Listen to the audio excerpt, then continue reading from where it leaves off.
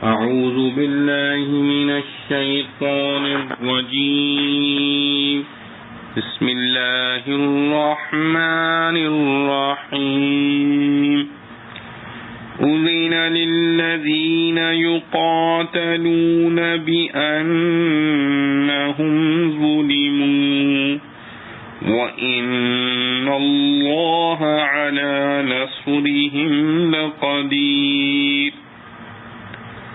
الذين أخرجوا من ديارهم بغير حق إلا أن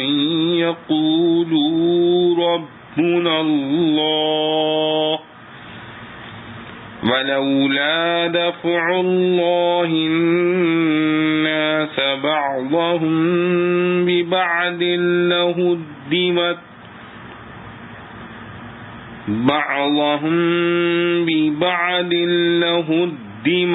صوامع وبيع وصلوات ومساجد يذكر فيها اسم الله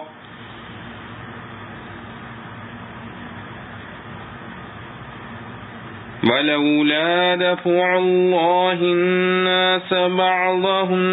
ببعض لهدمت صوامع وبيع وصلوات ومساجد يذكر فيها اسم الله كثيرا وَلَيَنْصُرَنَّ اللَّهُ مَنْ يَنْصُرُهُ إِنَّ اللَّهَ لَقَوِيٌّ عَزِيزٌ الَّذِينَ إِن مَّكَّنَّاهُمْ فِي الْأَرْضِ أَقَامُوا الصَّلَاةَ وَآتَوُا الزَّكَاةَ وَأَمَرُوا بِالْمَعْرُوفِ وَنَهَوْا عَنِ الْمُنكَرِ وَلِلَّهِ الْعَاقِبَةُ الْأُمُورِ۔ حکم ہوا ان لوگوں کو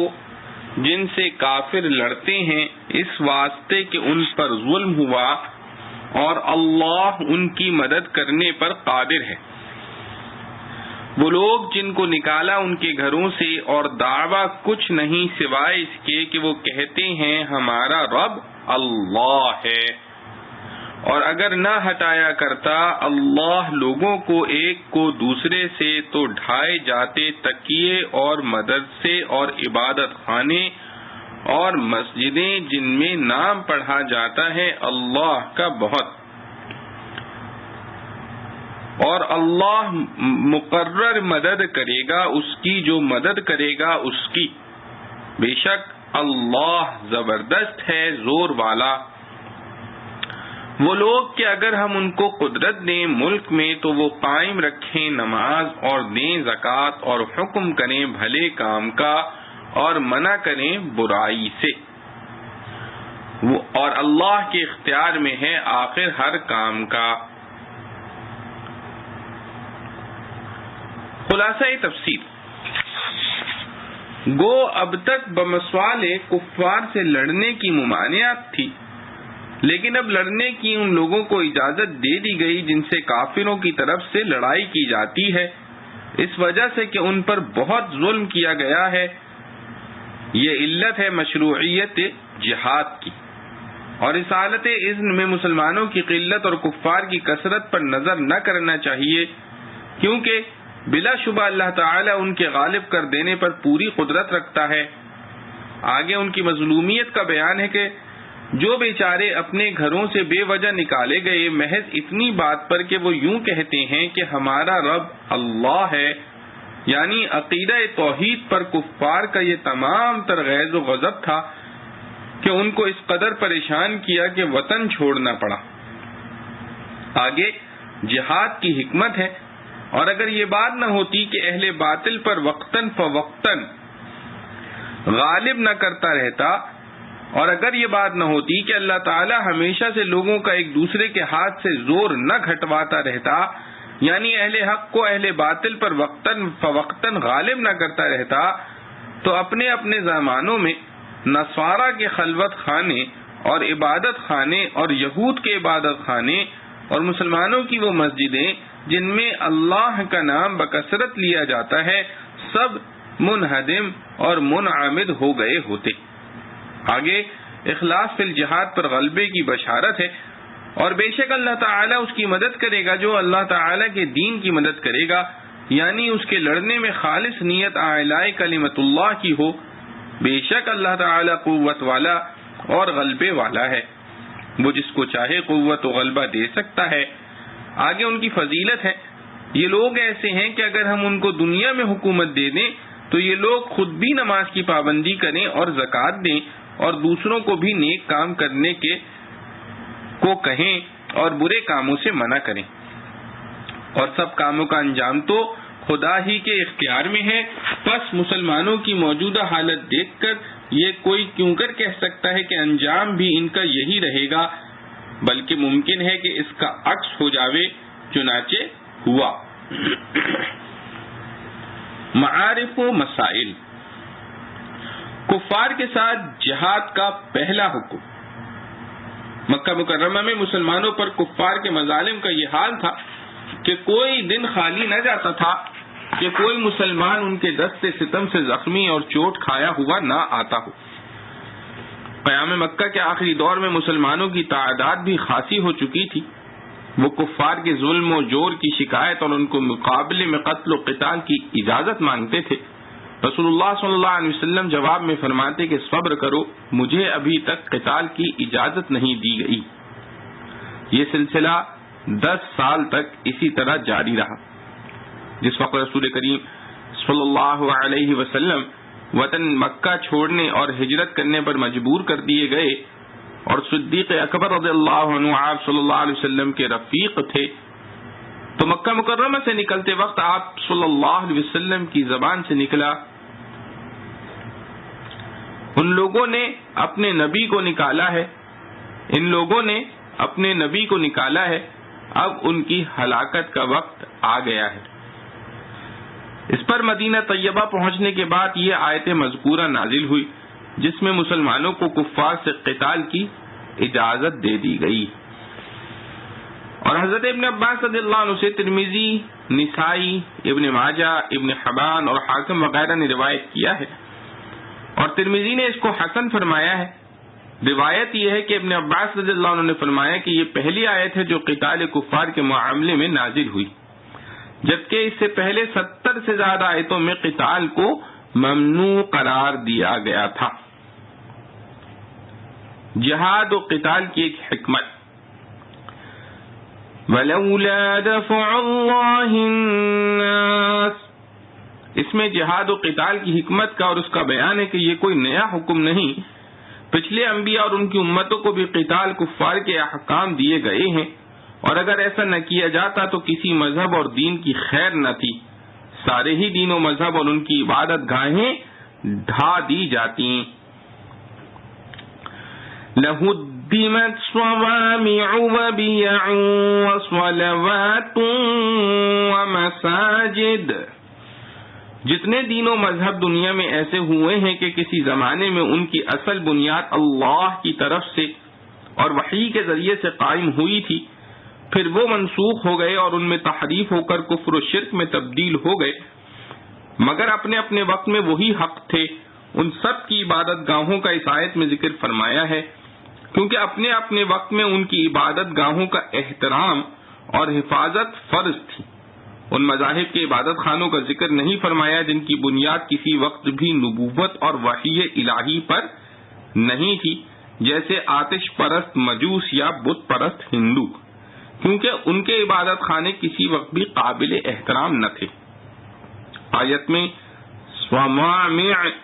صومعہ کی جمع ہے جو نصارہ کے تارک الدنیا راہبوں کی مخصوص عبادت گاہ کو کہا جاتا ہے، اور بیعہ کی جمع ہے جو نصارہ کے عام کنیسوں کا نام ہے، اور صلوت کی جمع ہے جو یہود کے عبادت خانے کا نام ہے، اور مساجد مسلمانوں کی عبادت گاہوں کا نام ہے۔ مطلب آیت کا یہ ہے کہ اگر کفار سے قتال و جہاد کے احکام نہ آتے تو کسی زمانے میں کسی مذہب و ملت کے لیے امن کی جگہ نہ ہوتی۔ موسیٰ علیہ السلام کے زمانے میں صلوات اور عیسیٰ علیہ السلام کے زمانے میں صوامع اور بیع اور خاتم الانبیاء صلی اللہ علیہ وسلم کے زمانے میں مسجدیں ڈھا دی جاتی ہیں۔ خلفائے راشدین کے حق میں قرآن کی پیشن گوئی اور اس کا ظہور۔ الذین ان مکناہم فی الارض، اس آیت میں الذین صفت ہے ان لوگوں کی جن کا ذکر اس سے پہلے آیت میں ان الفاظ سے آیا ہے، الذین اخرجوا من دیارہم بغیر حق، یعنی وہ لوگ جو ان کے گھروں سے ظلمن بغیر کسی، یعنی جو وہ لوگ جن کو ان کے گھروں سے ظلمن بغیر کسی حق کے نکال دیا گیا، ان لوگوں کے بارے میں اس آیت میں فرمایا گیا ہے کہ یہ ایسے لوگ ہیں کہ اگر ان کو زمین میں حکومت و اقتدار دے دیا جائے تو یہ لوگ اپنے اقتدار کو ان کاموں میں صرف کریں گے کہ نمازیں قائم کریں اور زکوٰۃ ادا کریں اور نیک کاموں کی طرف لوگوں کو دعوت دیں، برے کاموں سے روکیں۔ اور یہ اوپر معلوم ہو چکا کہ یہ آیات ہجرت مدینہ کے فوراً بعد اس وقت نازل ہوئی ہیں جبکہ مسلمانوں کو کسی بھی زمین میں حکومت و اقتدار حاصل نہیں تھا، مگر حق تعالی نے ان کے بارے میں پہلے ہی یہ خبر دے دی کہ جب ان کو اقتدار حکومت ملے گا تو یہ دین کی مذکورہ اہم خدمات انجام دیں گے۔ اسی لیے حضرت عثمان غنی رضی اللہ عنہ نے فرمایا، اللہ تعالیٰ کا یہ ارشاد عمل کے وجود میں آنے سے پہلے اس کے عمل کرنے والوں کی مدح و ثنا ہے۔ پھر اللہ تعالیٰ کی اس خبر کا جس کا وقوع یقینی تھا اس دنیا میں وقوع اس طرح ہوا کہ چاروں خلفائے راشدین اور مہاجرین الذین اخرجوا کے مصداق صحیح تھے۔ پھر اللہ تعالیٰ نے انہی کو سب سے پہلے زمین کی مکنت اور قدرت یعنی حکومت و سلطنت عطا فرمائی، اور قرآن کی پیشن گوئی کے مطابق ان کے اعمال و کردار اور کارناموں نے دنیا کو دکھلا دیا کہ انہوں نے اپنے اقتدار کو اسی کام میں استعمال کیا کہ نمازیں قائم کی اور زکوٰۃ کا نظام مضبوط کیا، اچھے کاموں کو رواج دیا، برے کاموں کا راستہ بند کیا۔ اسی لیے علماء نے فرمایا کہ یہ آیت اس کی دلیل ہے کہ خلفائے راشدین سب کے سب اسی بشارت کے مصداق ہیں، اور جو نظام خلافت ان کے زمانے میں قائم ہوا وہ حق و صحیح اور عین اللہ تعالی جل شانہ کے ارادے اور رضا اور پیشگی خبر کے مطابق ہے۔ یہ تو اس آیت کے شان نزول کا واقعاتی پہلو ہے، لیکن یہ ظاہر ہے کہ الفاظ قرآن جب عام ہوں تو وہ کسی خاص واقعے میں منحصر نہیں ہوتے، ان کا حکم عام ہوتا ہے۔ اسی لیے ائمہ تفسیر میں سے ضحاک علیہ الرحمہ نے فرمایا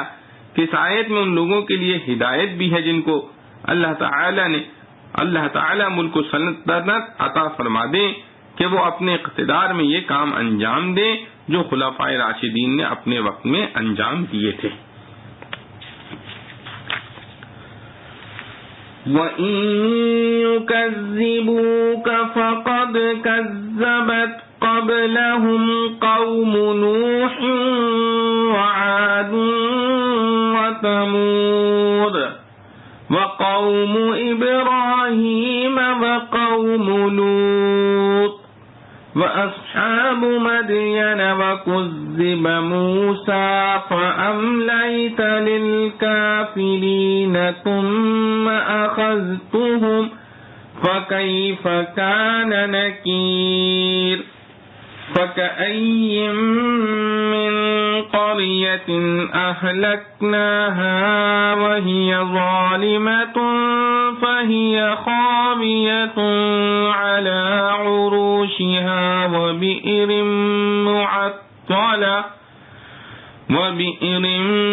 مُّعَطَّلَةٍ وَقَصْرٍ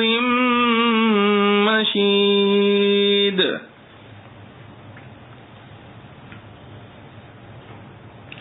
أفلم يسيروا في الأرض فتكون لهم قلوب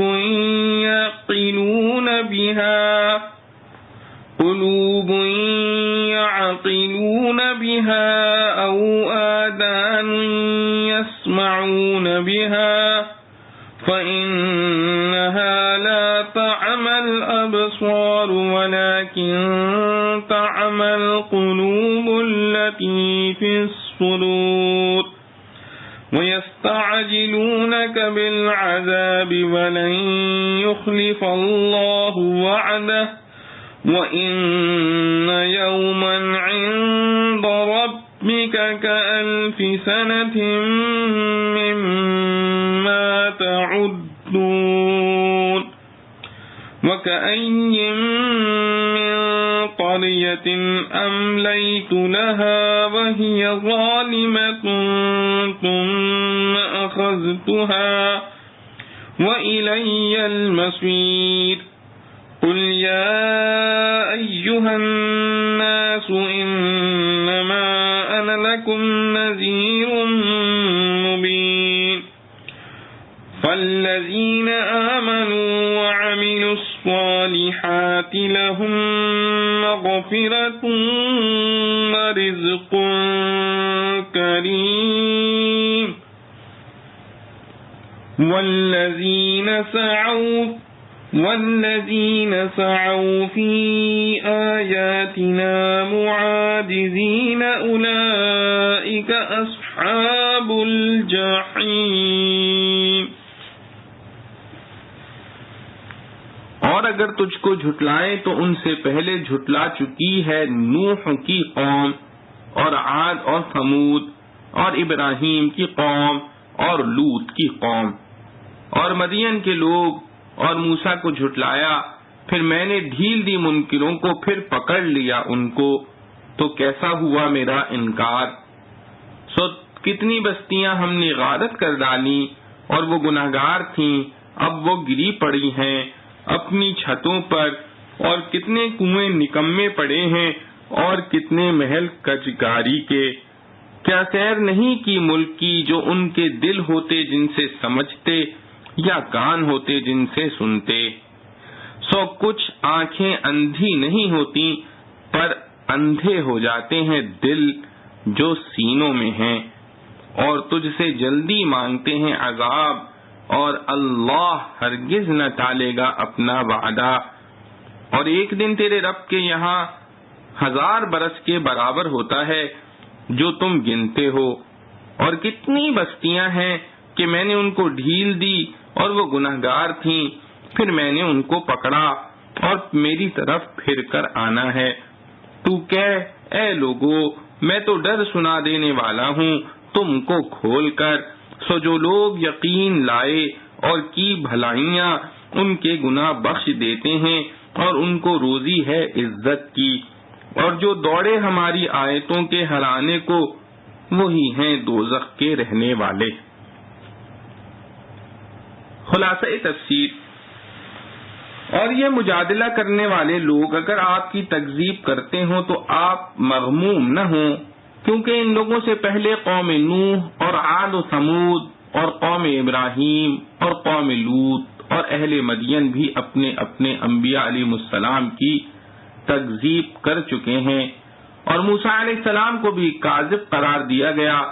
مگر تکذیب کے بعد میں نے ان کافروں کو چند روز مہلت دی جیسے آج کے منکروں کو مہلت دے رکھی ہے. پھر میں نے ان کو عذاب میں پکڑ لیا تو دیکھو میرا عذاب کیسا ہوا. غرض کتنی بستیاں ہیں جن کو ہم نے عذاب سے ہلاک کیا، جن کی یہ حالت تھی کہ وہ نافرمانی کرتی تھیں، تو اب ان کی یہ کیفیت ہے کہ وہ اپنی چھتوں پر گری پڑی ہیں،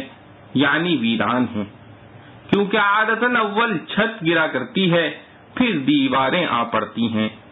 اور اس طرح ان بستیوں میں بہت سے بیکار کنویں جو پہلے آباد تھے، بہت سے پختہ قلعی چونے کے محل جو اب شکستہ ہو گئے، یہ سب ان بستیوں کے ساتھ تباہ ہوئے. پس اسی طرح وقت موعود پر اس زمانے کے لوگ بھی عذاب میں پکڑے جاویں گے. تو کیا یہ سن کر لوگ ملک میں چلے پھرے نہیں جس سے ان کے دل ایسے ہو جاویں کہ ان سے سمجھنے لگیں، یا ان کے کان ایسے ہو جاویں کہ ان سے سننے لگیں۔ بات یہ ہے کہ نہ سمجھنے والوں کی کچھ آنکھیں اندھی نہیں ہو جایا کرتی، بلکہ دل جو سینوں میں ہیں وہ اندھے ہو جاتے ہیں۔ ان موجودہ منکرین کے بھی دل اندھے ہو گئے، ورنہ پچھلی امتوں کے حالات سے سبق سیکھ لیتے۔ اور یہ لوگ نبوت میں شبہ ڈالنے کے لیے آپ سے عذاب کا تقاضا کرتے ہیں، اور عذاب کے جلدی نہ آنے سے یہ دلیل پکڑتے ہیں کہ عذاب آنے والا ہی نہیں، حالانکہ اللہ تعالی کبھی اپنا وعدہ خلاف نہ کرے گا، یعنی وعدے کے وقت ضرور عذاب واقع ہوگا، اور آپ کے رب کے پاس کا ایک دن جس میں عذاب واقع ہوگا، یعنی قیامت کا دن، اپنے امتداد یا اشتداد میں 1000 سال کی برابر ہے تم لوگوں کی شمار کے مطابق۔ تو یہ بڑے بے وقوف ہیں کہ ایسی مصیبت کا تقاضا کرتے ہیں۔ اور جواب مذکورہ کا خلاصہ پھر سن لو کہ بہت سی بستیاں ایسی ہیں جن کو میں نے مہلت دی تھی اور وہ نافرمانی کرتی تھیں، پھر میں نے ان کو عذاب میں پکڑ لیا، اور سب کو میری ہی طرف لوٹنا ہوگا، اس وقت پوری سزا ملے گی۔ اور آپ یہ بھی کہہ دیجئے کہ اے لوگو، میں تو تمہارے لیے ایک صاف ڈرانے والا ہوں، عذاب واقع کرنے نہ کرنے میں میرا دخل نہیں، نہ میں نے اس کا دعویٰ کیا ہے۔ تو جو لوگ اس ڈر کو سن کر ایمان لے آئے اور اچھے کام کرنے لگے، ان کے لیے مغفرت اور عزت کی روزی یعنی جنت ہے، اور جو لوگ ہماری آیتوں کے متعلق ان کے انکار اور ابطال کی کوشش کرتے رہتے ہیں، نبی کو اور اہل ایمان کو ہرانے یعنی عاجز کرنے کے لیے، ایسے لوگ دوزخ میں رہنے والے ہیں۔ معارف و مسائل۔ زمین کی سیر و سیاحت اگر عبرت و بصیرت حاصل کرنے کے لیے ہو تو مطلوب دینی ہے۔ افلم یسیروا فی الارض فتکون لهم قلوب۔ آیت میں زمین کی سیر و سیاحت جبکہ بچشم عبرت ہو اس کی طرف ترغیب ہے، اور فتکون لهم قلوب سے اس طرف اشارہ ہے کہ زمانے ماضی اور گزشتہ اقوام عالم کے حالات و کیفیات کا مشاہدہ انسان کو عقل و بصیرت عطا کرنے والا ہے، بشرط یہ کہ ان حالات کو بعض تاریخی سوانے کی حیثیت سے نہیں بلکہ عبرت کی نظر سے دیکھے تو ہر واقعہ ایک بصیرت کا سبق دے گا۔ ابن ابی حاتم نے کتاب التفکر میں حضرت مالک بن دینار رحمۃ اللہ علیہ سے نقل کیا ہے کہ حق تعالی نے حضرت موسیٰ علیہ السلام کو حکم دیا کہ لوہے کے جوتے بناؤ اور لوہے کی عصا ہاتھ میں لو اور اللہ کی زمین میں اتنے پھرو کہ یہ آہنی جوتے گھس جائیں اور آہنی عصا ٹوٹ جائے۔ اگر یہ روایت صحیح ہے تو اس سیر و سیاحت کا مقصد وہی عبرت و بصیرت حاصل کرنا ہے۔ آخرت کا دن 1000 سال ہونے کا مطلب، آیت مذکورہ میں جو یہ فرمایا ہے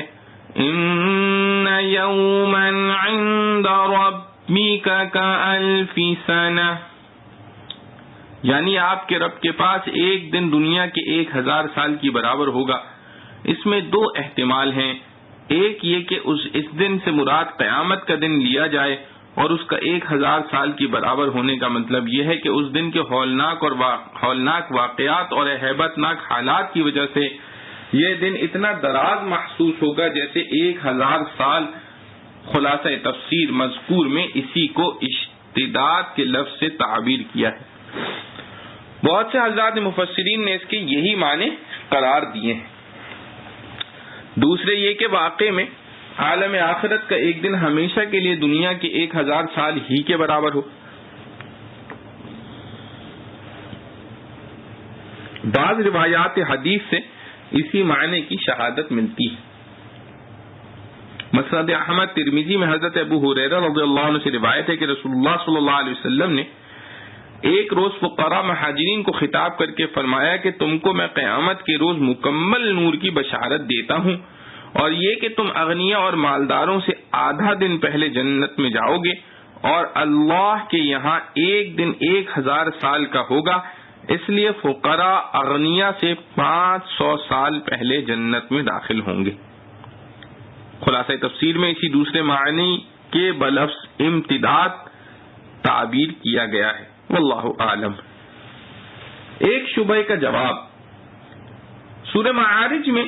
جو آخرت کے دن کو 50,000 سال کے برابر قرار دیا ہے، کان مقدارہ 50,000 سنہ،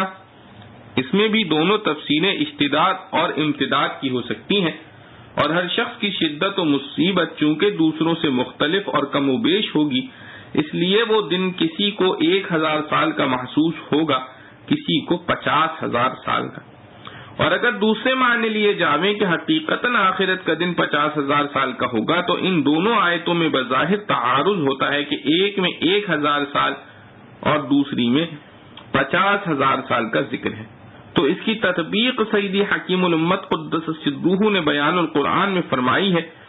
جو اہل علم کے لیے علمی اور اصطلاحی الفاظ ہی میں نقل کی جاتی ہے۔ وہ یہ ہے کہ یہ تفاوت 1,000 سال سے 50,000 سال تک اختلاف آفاق کے اعتبار سے ہو، جس طرح دنیا میں معدل النہار کی حرکت کہیں 2 لابی ہے، کہیں حمائلی، کہیں رحوی، اور اسی وجہ سے خط استوا پر ایک رات دن 24 گھنٹے کا ہوتا ہے، اور عرض 90 قطب شمالی پر 1 سال کا، اور ان دونوں کے درمیان مختلف مقادیر پر مختلف ہوتا چلا جاتا ہے۔ اسی طرح ممکن ہے کہ اول شمس کی حرکت جو معدل کے ساتھ ہے بطور خرق عادت و اعجاز اس قدر سست ہو جائے کہ ایک افق پر 1,000 سال کا دن ہو، اور جو افق اس سے 50 حصے ہٹا ہوا ہو اس پر 50,000 برس کا ہو، اور درمیان میں اسی نسبت سے متفاوت ہو، واللہ اعلم۔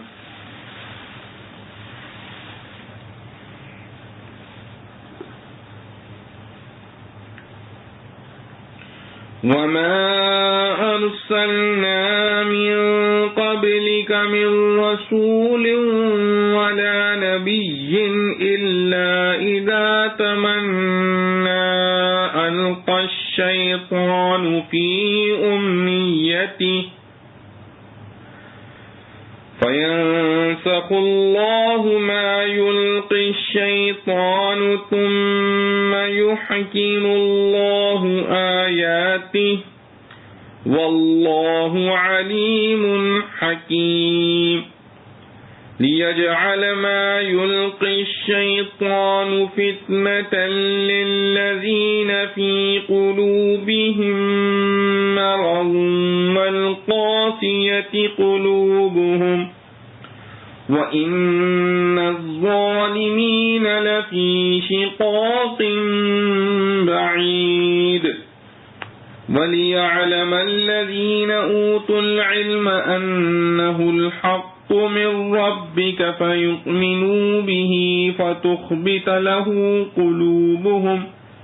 وَإِنَّ اللَّهَ لَهَادِ الَّذِينَ آمَنُوا إِلَى صِرَاطٍ مُّسْتَقِيمٍ وَلَا يَزَالُ الَّذِينَ كَفَرُوا فِي مِرْيَةٍ مِّنْهُ حَتَّى تَأْتِيَهُمُ السَّاعَةُ بَغْتَةً أَوْ يَأْتِيَهُمْ عَذَابُ يَوْمٍ عَقِيمٍ الملك يومئذ لله يحكم بينهم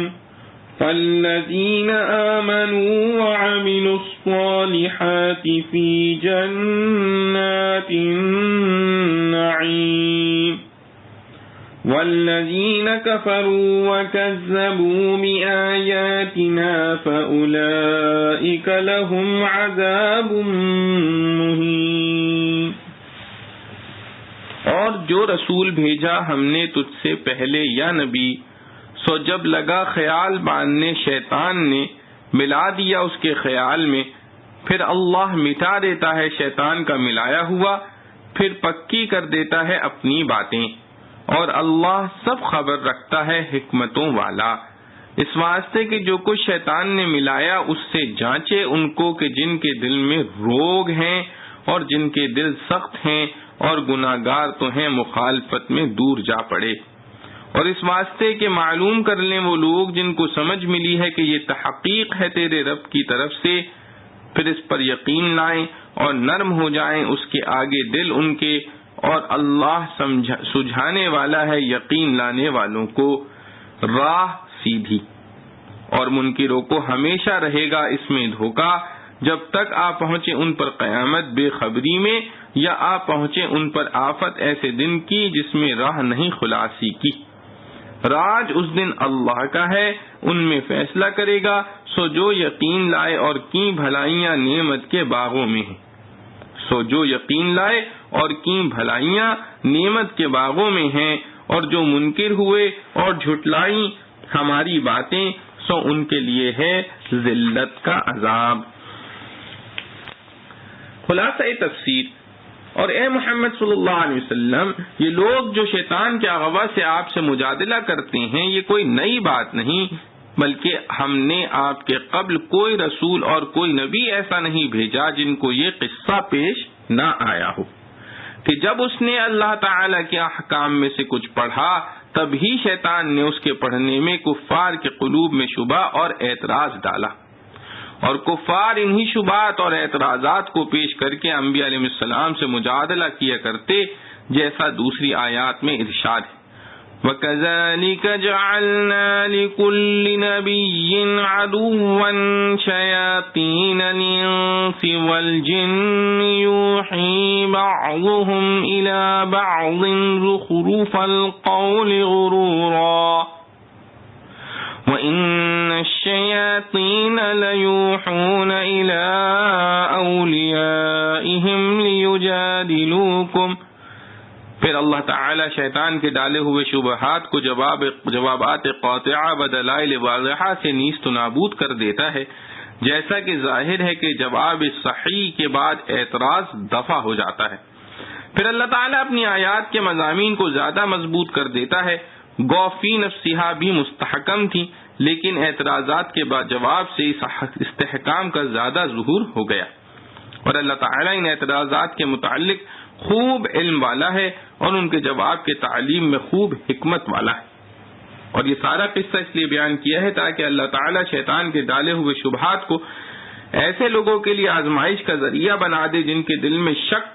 کا مرض ہے، اور جن کے دل بالکل ہی سخت ہیں کہ وہ شک سے بڑھ کر باطل کا یقین کیے ہوئے ہیں، سو ان کی آزمائش ہوتی ہے کہ دیکھیں بعد جواب کے اب بھی شبہات کا اتباع کرتے ہیں یا جواب کو سمجھ کر حق کو قبول کرتے ہیں۔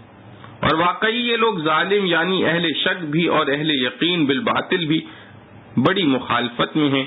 کہ حق کو باوجود واضح ہونے کے محض عناد کے سبب قبول نہیں کرتے۔ شیطان کو وسوسہ ڈالنے کا تصرف تو اس لیے دیا گیا تھا کہ آزمائش ہو، اور ان شبہات کا عجوبہ صحیحہ و نور ہدایت سے ابطال اس لیے ہوتا ہے تاکہ جن لوگوں کو فہم صحیح عطا ہوا ہے اور وہ ان عجوبہ و نور ہدایت سے اس امر کا زیادہ یقین کر لیں کہ یہ جو نبی نے پڑھا ہے وہ آپ کے رب کی طرف سے حق ہے، سو ایمان پر زیادہ قائم ہو جاویں، پھر زیادہ یقین کی برکت سے اس پر عمل کرنے کی طرف ان کے دل اور بھی جھک جاویں۔ اور واقعی ان ایمان والوں کو اللہ تعالی ہی راہ راست دکھلاتا ہے، پھر کیوں کر ان کو ہدایت نہ ہو تو ایمان والوں کی کیفیت ہوئی، یہ تو ایمان والوں کی کیفیت ہوئی، اور رہ گئے کافر، سو وہ ہمیشہ اس پڑھے ہوئے حکم کی طرف سے شک ہی میں رہیں گے، اور جو ان کے دل میں شیطان نے ڈالا تھا یہاں تک کہ ان پر دفعتاً قیامت آ جاوے جس کی ہول ہی کافی ہے، گو عذاب نہ بھی ہوتا، یا اس سے بڑھ کر یہ کہ ان پر کسی بے برکت دن کا قیامت کا دن ہے عذاب آ پہنچے، اور دونوں کا جمع ہونا جو کہ واقع میں ہوگا اور بھی اشد مصیبت ہے۔ مطلب یہ ہے کہ یہ بدون مشاہدہ عذاب کفر سے باز نہ آویں مگر اس وقت نافع نہ ہوگا۔ بادشاہی اس روز اللہ ہی کی ہوگی، وہ ان سب مذکورین کے درمیان عملی فیصلہ فرما دے گا، سو جو لوگ ایمان لائے ہوں گے اور اچھے کام کیے ہوں گے وہ چین کے باغوں میں ہوں گے، اور جنہوں نے کفر کیا ہوگا اور ہماری آیتوں کو جھٹلایا ہوگا تو ان کے لیے ذلت کا عذاب ہوگا۔ معارف و مسائل۔ من رسول ولا نبی. ان الفاظ سے معلوم ہوتا ہے کہ رسول اور نبی دو الگ الگ مفہوم رکھتے ہیں، ایک نہیں. ان دونوں میں فرق کیا ہے؟ اس میں اقوال مختلف ہیں. مشہور اور واضح یہ ہے کہ نبی تو اس شخص کو کہتے ہیں جس کو اللہ تعالیٰ کی طرف سے منصب نبوت قوم کی اصلاح کے لیے عطا ہوا ہو اور اس کے پاس اللہ کی طرف سے وحی آتی ہو، خواہ اس کو کوئی مستقل کتاب اور شریعت دی جائے یا کسی پہلے نبی ہی کی کتاب اور شریعت کی تبلیغ کے لیے مامور ہو. پہلے کی مثال حضرت موسیٰ و عیسیٰ اور خاتم الانبیاء علیہ السلام ہے، اور دوسرے کی مثال حضرت ہارون علیہ السلام کی ہے جو حضرت موسیٰ علیہ السلام کی کتاب تورات اور انہی کی شریعت کی تبلیغ و تعلیم کے لیے مامور تھے. اور رسول وہ ہے جس کو مستقل شریعت اور کتاب ملی ہو. اس سے یہ بھی معلوم ہو گیا کہ ہر رسول کا نبی ہونا ضروری ہے مگر ہر نبی کا رسول ہونا ضروری نہیں. یہ تقسیم انسانوں کے لیے ہے. فرشتہ جو اللہ تعالی کی طرف سے وحی لے کر آتا ہے اس کو رسول کہنا اس کے منافی نہیں. اس کی تفصیل سورہ مریم میں آ چکی ہے. القى الشیطان فی امنیتی. لفظ تمنا تمنی اس جگہ بمعنی قرا ہے اور امنی کے معنی قرآت کے ہیں. عربی لغت کے اعتبار سے یہ معنی بھی معروف ہے. اس آیت کی جو تفسیر اوپر خلاصہ تفسیر میں لکھی ہے وہ بہت صاف اور بے غبار ہے. ابو حیان رحمۃ اللہ علیہ نے بحر محیط میں اور بہت سے دوسرے حضرات مفسرین نے اسی کو اختیار کیا ہے. کتب حدیث میں اس جگہ ایک واقعہ نقل کیا گیا ہے جو غرانیق کے نام سے معروف ہے. یہ واقعہ جمہور محدثین کے نزدیک ثابت نہیں ہے. بعض حضرات نے اس کو موضوع ملحدین و زنادقہ کی ایجاد قرار دیا ہے،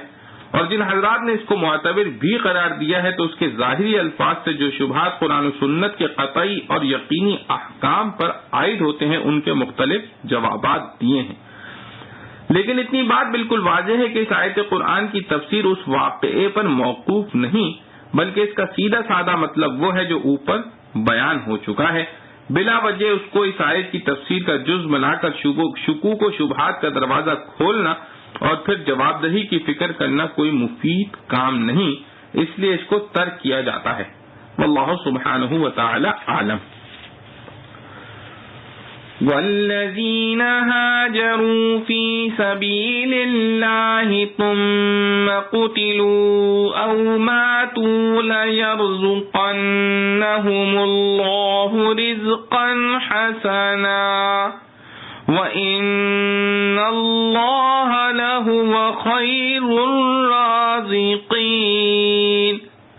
لَيُدْخِلَنَّهُم مُّدْخَلًا يَرْضَوْنَهُ وَإِنَّ اللَّهَ لَعَلِيمٌ حَلِيمٌ. اور جو لوگ گھر چھوڑ آئے اللہ کی راہ میں پھر مارے گئے یا مر گئے البتہ ان کو دے گا اللہ روزی خاصی اور اللہ ہے سب سے بہتر روزی دینے والا. البتہ پہنچائے گا ان کو ایک جگہ جس کو پسند کریں گے اور اللہ سب کچھ جانتا ہے تحمل والا. خلاصہ تفسیر. اور جن لوگوں نے اللہ کی راہ میں یعنی دین کی حفاظت کے لیے اپنا وطن چھوڑا جن کا ذکر پچھلی آیت میں بھی الذین اخرجوا من دیارہم کے الفاظ سے آ چکا ہے، پھر وہ لوگ کفار کے مقابلے میں قتل کیے گئے یا ویسے ہی طبعی موت سے مر گئے، وہ ناکام و محروم نہیں، گو ان کو دنیاوی فوائد نہ ملے مگر آخرت میں اللہ تعالیٰ ان کو ضرور ایک عمدہ رزق دے گا یعنی جنت کی بے شمار نعمتیں. اور یقیناً اللہ تعالیٰ سب دینے والوں سے اچھا دینے والا ہے، اور اس اچھے رزق کے ساتھ اللہ تعالیٰ ان کو مسکن بھی اچھا دے گا یعنی ایسی جگہ لے جا کر داخل کرے گا جس کو وہ بہت ہی پسند کریں گے. رہی یہ بات کہ بعض مہاجرین اس طرح دنیاوی فتح و نصرت اور اس کے فوائد سے محروم کیوں ہوئے اور ان کے مقابلے کے کفار ان کے قتل کرنے پر قادر کیوں ہو گئے، وہ قہر الہی سے کیوں نہ ہلاک کر دیے گئے، تو اس کی وجہ یہ ہے کہ بلا شبہ اللہ تعالی ہر کام کی حکمت و مصلحت کو خوب جاننے والا ہے ان کی ظاہری ناکامی میں بھی بہت سی مصلحتیں اور حکمتیں ہیں اور بہت حلم والا ہے، اس لیے دشمنوں کو فوراً سزا نہیں دیتا۔ ذَلِكَ وَمَنْ عَاقَبَ بِمِثْلِ مَا عُوقِبَ بِهِ ثُمَّ بُغِيَ عَلَيْهِ لَيَنصُرَنَّهُ اللَّهُ إِنَّ اللَّهَ لَعَفُوٌّ غَفُورٌ۔ یہ سن چکے اور جس نے بدلہ لیا جیسا کہ اس کو دکھ دیا تھا پھر اس پر کوئی زیادتی کرے تو البتہ اس کی مدد کرے گا اللہ، بے شک اللہ درگزر کرنے والا بخشنے والا ہے۔ خلاصہ تفصیل، یہ مضمون تو ہو چکا اور آگے یہ سنو کہ جو شخص دشمن کو اسی قدر تکلیف پہنچا دے جس قدر دشمن کی طرف سے اس کو تکلیف پہنچائی گئی تھی، پھر اس برابر سرابر ہو جانے کے بعد اگر اس دشمن کی طرف سے اس شخص پر زیادتی کی جاوے تو اللہ تعالیٰ اس شخص کی ضرور امداد کرے گا، بے شک اللہ تعالیٰ بہت معاف کرنے والا بہت مغفرت کرنے والا ہے۔ معارف و مسائل، چند آیات پہلے یہ مضمون مذکور ہوا ہے کہ اللہ تعالیٰ مظلوم کی مدد کرتا ہے۔ وَإِنَّ اللَّهَ عَلَى نَصْرِهِمْ لَقَدِيرٌ، مگر مظلوم کی دو قسم ہیں، ایک تو وہ جس نے دشمن سے ظلم کا کوئی انتقام اور بدلہ لیا ہی نہیں بلکہ معاف کر دیا یا چھوڑ دیا، دوسرا وہ شخص ہے جس نے اپنے دشمن سے برابر سرابر بدلہ اور انتقام لے لیا، جس کا مقتضا یہ تھا کہ اب دونوں برابر ہو گئے، آگے یہ سلسلہ ختم ہو مگر دشمن نے اس کے انتقام لینے کی بنا پر مشتعل ہو کر دوبارہ حملہ کر دیا اور مزید ظلم کیا تو یہ شخص پھر مظلوم ہی رہ گیا۔ اس آیت میں اس دوسری قسم کے مظلوم کی امداد کا بھی وعدہ ہے، مگر چونکہ اللہ تعالی جل شانہ کے نزدیک پسند یہ ہے کہ آدمی پہلے ہی ظلم پر صبر کرے اور معاف کر دے، انتقام نہ لے، جیسا کہ بہت سی آیات میں اس کا ذکر ہے۔ مثلا فَمَنْ عَفَا وَأَصْلَحَ فَأَجْرُهُ عَلَى اللَّهِ اور وَأَن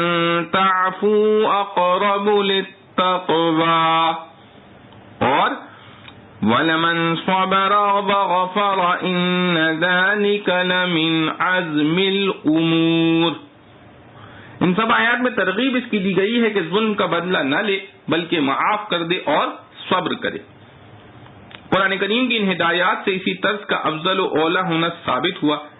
شخص مذکور جس نے اپنے دشمن سے برابر کا بدلہ لے لیا اس نے اس افضل و اولا اور قرآنی ہدایات مذکورہ پر عمل ترک کر دیا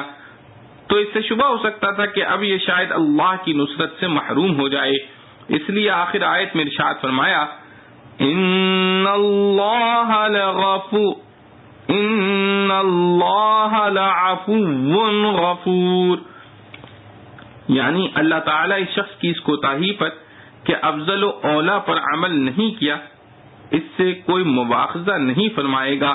بلکہ اب بھی اگر مخالف نے اس پر دوبارہ ظلم کر دیا تو اس کی امداد اللہ تعالیٰ کی طرف سے ہوگی۔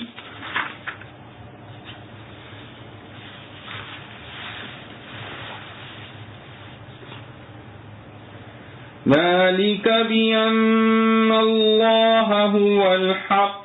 وَأَنَّ مَا يَدْعُونَ مِن دُونِهِ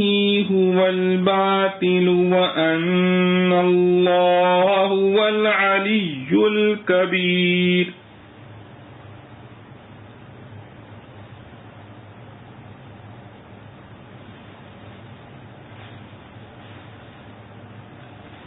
ذَلِكَ بِأَنَّ اللَّهَ يُولِجُ اللَّيْلَ فِي النَّهَارِ وَيُولِجُ النَّهَارَ فِي اللَّيْلِ وَأَنَّ اللَّهَ سَمِيعٌ بَصِيرٌ۔ ذَلِكَ بِأَنَّ اللَّهَ هُوَ الْحَقُّ وَأَنَّ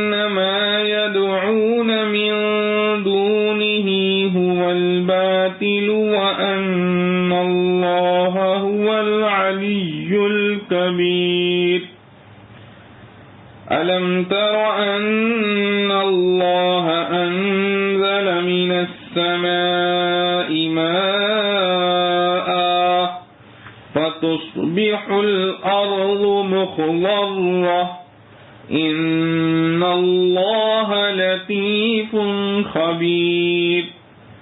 له ما في السماوات وما في الأرض وَإِنَّ اللَّهَ لَهُوَ الْغَنِيُّ الْحَمِيدُ أَلَمْ تَرَ أَنَّ اللَّهَ سَخَّرَ لَكُم مَّا فِي الْأَرْضِ وَالْفُلْكَ تَجْرِي فِي الْبَحْرِ بِأَمْرِهِ وَيُمْسِكُ السَّمَاءَ أَن تَقَعَ عَلَى الْأَرْضِ إِلَّا بِإِذْنِهِ إِنَّ اللَّهَ بِالنَّاسِ لَرَءُوفٌ رَحِيمٌ وَهُوَ الَّذِي أَحْيَاكُمْ ثُمَّ يُمِيتُكُمْ ثُمَّ يُحْيِيكُمْ إِنَّ الْإِنسَانَ لَكَفُورٌ۔ یہ اس واسطے کہ اللہ لے لیتا ہے رات کو دن میں اور دن کو رات میں، اور اللہ سنتا دیکھتا ہے۔ یہ اس واسطے کہ اللہ وہی ہے صحیح، اور جس کو پکارتے ہیں اس کے سوائے وہی ہے غلط، اور اللہ وہی ہے سب سے اوپر بڑا۔ تو نے نہیں دیکھا کہ اللہ نے اتارا آسمان سے پانی، پھر زمین ہو جاتی ہے سرسبز؟ بے شک اللہ جانتا ہے چھپی تدبیریں، خبردار ہے۔ اسی کا ہے جو کچھ ہے آسمان اور زمین میں، اور اللہ وہی ہے بے پرواہ تعریفوں والا۔ تو نے نہ دیکھا کہ اللہ نے بس میں کر دیا تمہارے جو کچھ ہے زمین میں، اور کشتی کو جو چلتی ہے دریا میں اس کے حکم سے، اور تھام رکھتا ہے آسمان کو اس سے کہ گر پڑے زمین پر مگر اس کے حکم سے۔ بے شک اللہ لوگوں پر نرمی کرنے والا مہربان ہے، اور اسی نے تم کو جلایا، پھر مارتا ہے، پھر زندہ کرے گا۔ بے شک انسان ناشکر ہے۔ خلاصہ تفصیل، یہ مومنین کا غالب کر دینا کہ اللہ تعالی کی قدرت بڑی کامل ہے، وہ رات کے اجزاء کو دن میں اور دن کے اجزاء کو رات میں داخل کر دیتا ہے۔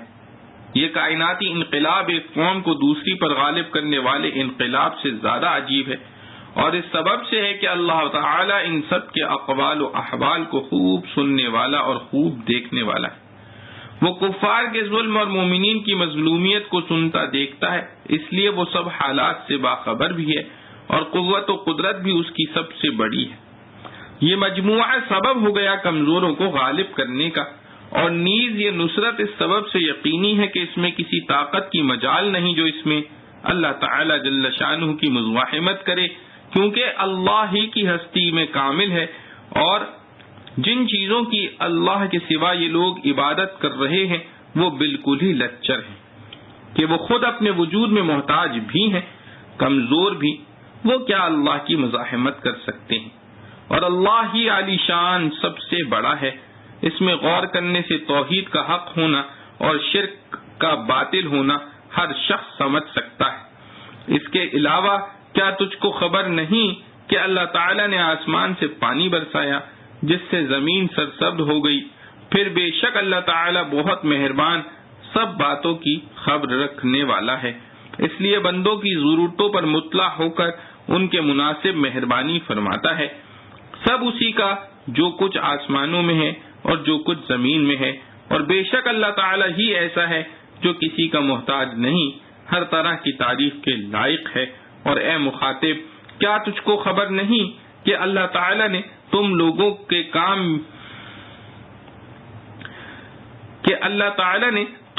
کے کام میں لگا رکھا ہے زمین کی چیزوں کو اور کشتی کو، وہ بھی کہ دریا میں اس کے حکم سے چلتی ہے، اور وہی آسمانوں کو زمین پر گرنے سے تھامے ہوئے ہے۔ ہاں مگر یہ کہ اسی کا حکم ہو جاوے تو یہ سب کچھ ہو سکتا ہے، اور بندوں کے گناہ اور برے اعمال اگرچہ ایسا حکم ہونے کے مقتضی ہیں، مگر پھر بھی جو ایسا حکم نہیں دیتا تو وجہ یہ ہے کہ بالیقین اللہ تعالی لوگوں پر بڑی شفقت اور رحمت فرمانے والا ہے، اور وہی ہے جس نے تم کو زندگی دی، پھر وقت موعود پر تم کو موت دے گا، پھر قیامت میں تم کو زندہ کرے گا۔ ان انعامات و احسانات کا تقاضا تھا کہ لوگ توحید اور اللہ کے شکر کو اختیار کرتے، مگر واقعی انسان ہے بڑا ناشکر کہ اب بھی کفر و شرک سے باز نہیں آتا۔ مراد سب انسان نہیں بلکہ وہی جو اس ناشکری میں مبتلا ہوں۔ معارف و مسائل۔ سخر لکم ما فی الارض، یعنی زمین کی سب چیزوں کو انسان کا مسخر بنا دیا۔ مسخر بنانے کے ظاہری اور عام معنی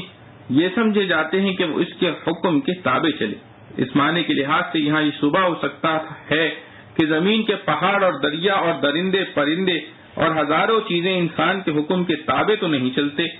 مگر کسی چیز کو کسی شخص کی خدمت میں لگا دینا جو ہر وقت یہ خدمت انجام دیتی رہے، یہ بھی در حقیقت اس کے لیے تسخیر ہی ہے، اگرچہ وہ اس کے حکم سے نہیں بلکہ مالک حقیقی کے حکم سے یہ خدمت انجام دے رہی ہے۔ اسی لیے یہاں ترجمہ تسخیر کا کام میں لگا دینے سے کیا گیا ہے۔ اللہ تعالی جل شانہ کی قدرت میں یہ بھی تھا کہ ان سب چیزوں کو انسان کا تابع حکم بھی بنا دیتے، مگر اس کا نتیجہ خود انسان کے حق میں مضر پڑتا، کیونکہ انسانوں کی طبائع، خواہشات اور ضرورتیں مختلف ہوتی ہیں۔ ایک انسان دریا کو اپنا رخ دوسری طرف موڑنے کا حکم دیتا اور دوسرا اس کے خلاف، تو انجام بجز فساد کے کیا ہوتا؟ اللہ تعالی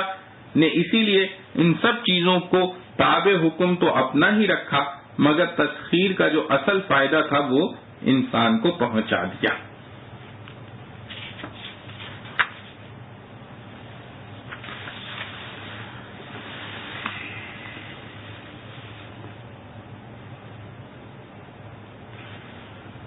لِكُلِّ أُمَّةٍ جَعَلْنَا مَنسَكًا هُمْ نَاسِكُوهُ فَلَا يُنَازِعُنَّكَ فِي الْأَمْرِ وَادْعُ إِلَى رَبِّكَ إِنَّكَ لَعَلَى هُدًى مُسْتَقِيمٍ وَإِن جَادَلُوكَ فَقُلِ اللَّهُ أَعْلَمُ بِمَا تَعْمَلُونَ اللَّهُ يَحْكُمُ بَيْنَكُمْ يَوْمَ الْقِيَامَةِ فِيمَا كُنتُمْ فِيهِ تَخْتَلِفُونَ أَلَمْ تَعْلَمْ أَنَّ اللَّهَ يَعْلَمُ مَا فِي السَّمَاءِ وَالْأَرْضِ إِنَّ ذَلِكَ فِي كِتَابٍ إِنَّ ذَلِكَ عَلَى اللَّهِ يَسِيرٌ۔ ہر امت کے لیے ہم نے مقرر کر دی ایک راہ بندگی کی کہ وہ اسی طرح کرتے ہیں بندگی، سو چاہیے تجھ سے جھگڑا کریں اس کام میں اور تو بلائے جائے اپنے رب کی طرف۔ بے شک تو ہے سیدھی راہ پر سوجھ والا، بے شک تو ہے سیدھی راہ پر سوجھ والا، اور اگر تجھ سے جھگڑنے لگیں تو تو کہہ اللہ بہتر جانتا ہے جو تم کرتے ہو۔ اللہ فیصلہ کرے گا تم میں قیامت کے دن جس چیز میں تمہاری راہ جدا جدا تھی۔ کیا تجھ کو معلوم نہیں کہ اللہ جانتا ہے جو کچھ ہے آسمان اور زمین میں؟ یہ سب لکھا ہوا ہے کتاب میں، یہ اللہ پر آسان ہے۔ خلاصہ تفسیر، جتنی امتیں اہل شرائع گزری ہیں ان میں ہم نے ہر امت کے واسطے ذبح کرنے کا طریق مقرر کیا ہے کہ وہ اسی طریقے پر ذبح کیا کرتے تھے۔ تو اعتراض کرنے والے لوگوں کو چاہیے کہ اس امر ذبح میں آپ سے جھگڑا نہ کریں، ان کو تو آپ سے بحث اور جھگڑا کرنے کا حق نہیں، مگر آپ کو حق ہے، اس لیے آپ ان کو اپنے رب یعنی اس کے دین کی طرف بلاتے رہیے۔ آپ یقیناً صحیح راستے پر ہیں۔ صحیح راستے پر چلنے والے کو حق ہوتا ہے کہ غلط راستے پر چلنے والے کو اپنی طرف بلائے، غلط راستے والے کو یہ حق نہیں ہوتا، اور اگر اس پر بھی یہ لوگ آپ سے جھگڑا کرتے رہیں تو آپ یہ فرما دیجئے کہ اللہ تعالیٰ تمہارے کاموں کو خوب جانتا ہے، وہی تم کو سمجھے گا۔ آگے اسی کی توضیح یہ ہے کہ اللہ تعالیٰ تمہارے درمیان قیامت کے دن عملی فیصلہ فرما دے گا جن چیزوں میں تم اختلاف کرتے تھے۔ آگے اسی کی تائید ہے کہ اے مخاطب، کیا تجھ کو معلوم نہیں کہ اللہ تعالیٰ سب چیزوں کو جانتا ہے جو کچھ آسمان اور زمین میں ہے، اور علم الہی میں محفوظ ہونے کے ساتھ یہ بھی یقینی بات ہے کہ یہ یعنی ان کے سب اقوال و اعمال نامہ اعمال میں بھی محفوظ ہے۔ پس یقیناً ثابت ہو گیا کہ یہ فیصلہ کرنا اللہ تعالیٰ کے نزدیک آسان ہے۔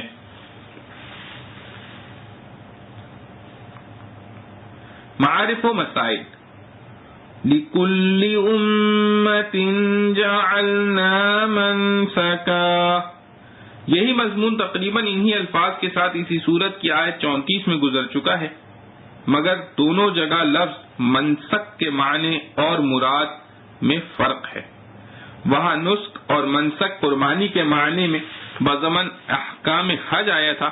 اور اس لیے وہاں واو کے ساتھ وَلِكُلِّ أُمَّةٍ فرمایا گیا۔ یہاں منسک کے دوسرے معنی یعنی احکام ذبائح یا علم احکام شرعیہ اور دوسرا مفہوم مراد ہے، اور یہ ایک مستقل حکم ہے، اس لیے اس کو عطف کر کے نہیں بیان کیا گیا۔ اس آیت کی تفسیر میں ایک قول تو وہ ہے جو خلاصہ تفسیر میں لیا گیا ہے کہ بعض کفار مسلمانوں سے ان کی ذبائح کے متعلق فضول بحث و جدال کرتے تھے اور کہتے تھے کہ تمہارے مذہب کا یہ حکم عجیب ہے کہ جس جانور کو تم خود اپنے ہاتھ سے قتل کرو وہ تو حلال، اور جس کو اللہ تعالی براہ راست مار دے یعنی عام مردہ جانور وہ حرام۔ ان کے اس جدال کے جواب میں یہ آیت نازل ہوئی، تو یہاں منسک کے معنی طریقہ ذبح کے ہوں گے، اور حاصل جواب کا یہ ہوگا کہ اللہ تعالیٰ نے ہر ایک امت اور شریعت کے لیے ذبیحہ کے احکام الگ الگ رکھے۔ نبی کریم صلی اللہ تعالی علیہ وآلہ وسلم کی شریعت ایک مستقل شریعت ہے، اس کے احکام کو معارضہ کسی پہلی شریعت کے احکام سے کرنا بھی جائز نہیں، چہ جائے کہ تم اس کا معارضہ خالص اپنی رائے اور خیال باطل سے کر رہے ہو، یعنی مراد جانور کا حلال نہ ہونا تو اس امت و شریعت کے ساتھ مخصوص نہیں،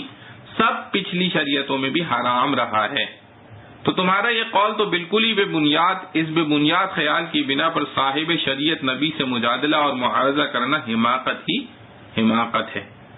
اور جمہور مفسرین نے اس جگہ لفظ منسک عام احکام شریعت کے معنی میں لیا ہے، کیونکہ اصل لغت میں منسک کے معنی ایک معین جگہ کے ہیں جو کسی خاص عمل خیر یا شر کے لیے مقرر، اور اسی لیے احکام حج کو مناسک الحج کہا جاتا ہے کہ ان میں خاص مقامات خاص احکام و اعمال کے لیے مقرر ہیں۔ اور قاموس میں لفظ نسک کے معنی عبادت کے لکھے ہیں، قرآن میں ارینا مناسکنا اسی معنی کے لیے آیا ہے۔ مناسک سے مراد عبادت کے احکام شرعیہ ہیں۔ حضرت ابن عباس رضی اللہ عنہ سے دوسری تفسیر بھی روایت کی گئی ہے۔ ابن جریر، ابن کثیر، قرطبی، روح المعانی وغیرہ میں اسی معنی عام کی تفسیر کو اختیار کیا گیا ہے، اور آیت کا سیاق و سباق بھی اسی کا قرینہ ہے کہ منسک سے مراد شرعیت اور اس کے احکام عام ہیں، اور آیت کا مفہوم یہ ہے کہ مشرکین اور مخالفین اسلام جو شریعت محمدیہ اللہ صاحب الصلاۃ والسلام کے احکام میں جدال اور جھگڑے کرتے ہیں، اور بنیاد یہ ہوتی ہے کہ ان کے آبائی مذہب میں احکام نہ تھے، تو وہ سن لیں کہ پچھلی کسی شریعت و کتاب سے نئی شریعت و کتاب کا معارضہ مجادلہ کرنا باطل ہے، کیونکہ اللہ تعالیٰ نے ہر امت کو اس کے وقت میں ایک خاص شریعت اور کتاب دی ہے جس کا اتباع اس امت پر اس وقت تک درست تھا جب تک کوئی دوسری امت اور دوسری شریعت اللہ تعالیٰ کی طرف سے نہ آ گئی، اور جب دوسری شریعت آ گئی تو اتباع اس جدید شریعت کا کرنا ہے۔ اگر اس کا کوئی حکم پہلی شریعتوں کے مخالف ہے تو پہلے حکم کو منسوخ اور اس کو ناسخ سمجھا جائے گا، اس لیے اس صاحب شریعت سے کسی کو مجادلہ اور منازعات کی اجازت نہیں ہو سکتی۔ آیت کے آخری الفاظ وَلَا يُنَازِعُنَّكَ فِي الْأَمْرِ، کا یہی حاصل ہے کہ موجودہ زمانے میں جبکہ خاتم الانبیاء صلی اللہ علیہ وسلم ایک مستقل شریعت لے کر آ گئے تو کسی کو اس کا حق نہیں کہ ان کی شریعت کے احکام میں جدال اور نزاع پیدا کرے۔ اس سے یہ بھی معلوم ہو گیا کہ پہلی تفسیر اور اس دوسری تفسیر میں در حقیقت کوئی اختلاف نہیں۔ ہو سکتا ہے کہ آیت کا نزول کسی خاص نزاع دربارہ ذبائح کے سبب سے ہوا ہو، مگر آیت کے عام الفاظ تمام احکام شریعہ پر مشتمل ہیں، اور اعتبار عموم لفظ کا ہوتا ہے، خصوص مورد کا نہیں ہوتا۔ تو حاصل دونوں تفسیروں کا یہی ہو جائے گا کہ جب اللہ تعالیٰ نے ہر امت کو الگ الگ شریعت دی ہے جس میں احکام جزئیہ مختلف بھی ہوتے ہیں، تو کسی پہلی شریعت پر عمل کرنے والے کو نئی شریعت سے معارضہ اور نزاع کا کوئی حق نہیں، بلکہ اس پر اس نئی شریعت کا اتباع واجب ہے۔ اسی لیے آخر آیت میں فرمایا گیا ادعو الی ربک انک لعلی ھدی مستقیم، یعنی آپ ان لوگوں کی چہمگوئیوں اور نزاع و جدال سے متاثر نہ ہوں، بلکہ برابر اپنے منصبی فریضہ دعوت الی الحق میں مشغول رہیں، کیونکہ آپ حق اور صراط مستقیم پر ہیں، آپ کے مخالف ہی راستے سے ہٹے ہوئے ہیں۔ ایک شبہ کا جواب، اس سے یہ بات بھی واضح ہو گئی کہ شریعت محمدیہ کے نزول کے بعد کسی پہلی شریعت پر ایمان رکھنے والے مثلا یہودی، نصرانی وغیرہ کو یہ کہنے کا حق نہیں کہ خود قرآن نے ہمارے لیے اس آیت میں یہ کہہ کر گنجائش دی ہے کہ ہر شریعت اللہ کی طرف سے ہے، اس لیے اگر زمانہ اسلام میں بھی شریعت موسویہ یا عیسویہ پر عمل کرتے رہیں تو مسلمانوں کو ہم سے اختلاف نہ کرنا چاہیے، کیونکہ آیت میں ہر امت کو شریعت خاصہ دینے کا ذکر کرنے کے بعد پوری دنیا کے لوگوں کو یہ حکم بھی دے دیا گیا ہے کہ شریعت محمدیہ کے قائم ہو جانے کے بعد وہ اس شریعت کی مخالفت نہ کریں۔ یہ نہیں فرمایا کہ مسلمان ان کی سابقہ شریعت کے کسی حکم کے خلاف نہ بولیں، اور اس آیت کے بعد کی آیات سے یہ مضمون اور زیادہ واضح ہو جاتا ہے جن میں شریعت اسلام کے خلاف مجادلہ کرنے والوں کو تنبیہ کی گئی ہے کہ اللہ تعالیٰ تمہاری ان حرکتوں کو خوب جانتا ہے، وہی اس کی سزا دے گا۔ وَإِن جَادَلُوكَ فَقُلِ اللَّهُ أَعْلَمُ بِمَا تَعْمَلُونَ۔